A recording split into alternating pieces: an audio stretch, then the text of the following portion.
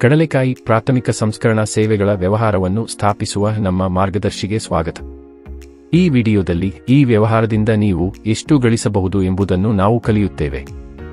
ನಾವು ಅಗತ್ಯವಿರುವ ಆರಂಭಿಕ ಹೂಡಿಕೆಯನ್ನು 2 ವರ್ಗಗಳಾಗಿ ವಿಂಗಡಿಸುತ್ತೇವೆ: ಸ್ಥಿರ ಬಂಡವಾಳ ಮತ್ತು ಕಾರ್ಯನಿರತ ಬಂಡವಾಳ. ಮೊದಲು ವ್ಯವಹಾರದಿಂದ ಬರುವ ಗಳಿಕೆಯ ಬಗ್ಗೆ ಮಾತನಾಡೋಣ. ಅತ್ಯುತ್ತಮ ಸನ್ನಿವೇಶದಲ್ಲಿ ನೀವು ಪ್ರತಿ ಋತುವಿನಲ್ಲಿ 60,000 ದಿಂದ 1,15,000 ರೂಪಾಯಿಗಳ ನಡುವೆ ಗಳಿಸಬಹುದು ಮತ್ತು ಅದು ಇನ್ನಷ್ಟು ಉತ್ತಮಗೊಳ್ಳುತ್ತದೆ.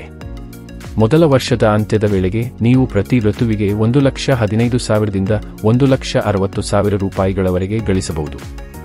ಎಲ್ಲ ವೆಚ್ಚಗಳು, ಸಾಲಗಳು ಮತ್ತು ತೆರಿಗೆಗಳನ್ನು ಪಾವತಿಸಿದ ನಂತರ ಇದು ನಿಮ್ಮ ನಿಜವಾದ ಲಾಭವಾಗಿದೆ. 2ನೇ ಅಥವಾ 3ನೇ ವರ್ಷದ ಅಂತ್ಯದ ವೇಳೆಗೆ ನೀವು ಪ್ರತಿ ಋತುವಿನಲ್ಲಿ 1,60,000 ದಿಂದ 1,70,000 ರೂಪಾಯಿಗಳವರೆಗೆ ಗಳಿಸಬಹುದು.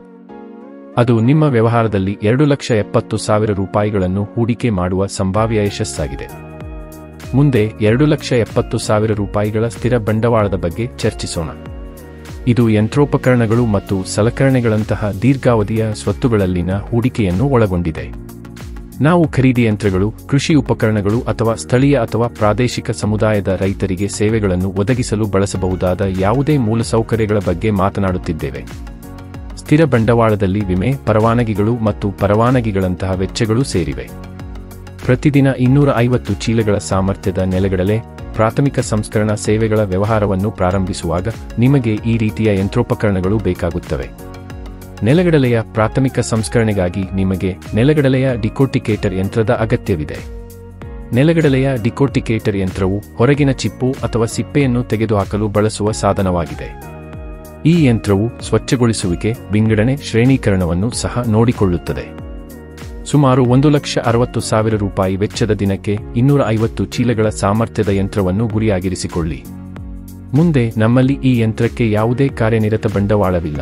ಆದ್ದರಿಂದ ನಿಮ್ಮ ಕಡಲೆಕಾಯಿ ಪ್ರಾಥಮಿಕ ಸಂಸ್ಕರಣಾ ಸೇವೆಗಳ ವ್ಯವಹಾರದ ಒಟ್ಟು ಬಂಡವಾಳ ಹೂಡಿಕೆಯು 2,70,000 ರೂಪಾಯಿಗಳಷ್ಟಿದೆ. ಇದು ನಿಮ್ಮ ವ್ಯವಹಾರಕ್ಕೆ ಸ್ಪಷ್ಟವಾದ ಹಣಕಾಸಿನ ಮಾರ್ಗಸೂಚಿಯನ್ನು ನೀಡುತ್ತದೆ. ಈ ಬಂಡವಾಳವನ್ನು ಎಲ್ಲಿಂದ ಪಡೆಯಬೇಕು ಎಂಬುದನ್ನು ಅರ್ಥಮಾಡಿಕೊಳ್ಳುವುದು ನಿಮಗೆ ಎಷ್ಟು ಬೇಕು ಎಂಬುದನ್ನು ತಿಳಿದುಕೊಳ್ಳುವಷ್ಟೇ ಮುಖ್ಯವಾಗಿದೆ.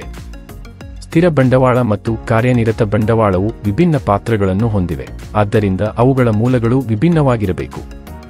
ಸ್ಥಿರ ಬಂಡವಾಳವನ್ನು ಉಪಕರಣಗಳು ಮತ್ತು ಯಂತ್ರೋಪಕರಣಗಳಂತಹ ನಿಮ್ಮ ವ್ಯವಹಾರದಲ್ಲಿ ದೀರ್ಘಕಾಲ ಉಳಿಯುವ ಸ್ವತ್ತುಗಳಲ್ಲಿ ಹೂಡಿಕೆ ಮಾಡಲಾಗುತ್ತದೆ. ಇದನ್ನು ಫಿಕ್ಸ್ಡ್ ಎಂದು ಕರೆಯಲಾಗುತ್ತದೆ ಏಕೆಂದರೆ ಇದು ತ್ವರಿತವಾಗಿ ನಗದು ಆಗಿ ಪರಿವರ್ತನೆಗೊಳ್ಳುವುದಿಲ್ಲ. ಸ್ಥಿರ ಬಂಡವಾಳವನ್ನು ಸಂಗ್ರಹಿಸಲು ವೈಯಕ್ತಿಕ ಉಳಿತಾಯ, ಸ್ನೇಹಿತರು ಮತ್ತು ಕುಟುಂಬದವರ ಸಹಾಯ, ಪಾಲುದಾರಿಕೆ ಅಥವಾ ಲಾಭವನ್ನು ಮರುಹೂಡಿಕೆ ಮಾಡುವಂತಹ ತಕ್ಷಣದ ಮರುಪಾವತಿಯ ಅಗತ್ಯವಿಲ್ಲದ ದೀರ್ಘಾವಧಿಯ ತಾಳ್ಮೆಯ ಮೂಲಗಳನ್ನು ಪರಿಗಣಿಸಿ. ಈ ಹಣಕಾಸು ಯೋಜನಾ ಕಾರ್ಯತಂತ್ರದೊಂದಿಗೆ ನೀವು ಯಶಸ್ವಿ ನೆಲಗಡಲೆ ಪ್ರಾಥಮಿಕ ಸಂಸ್ಕರಣಾ ಸೇವೆಗಳ ವ್ಯವಹಾರವನ್ನು ಸ್ಥಾಪಿಸುವ ಹಾದಿಯಲ್ಲಿದ್ದೀರಿ.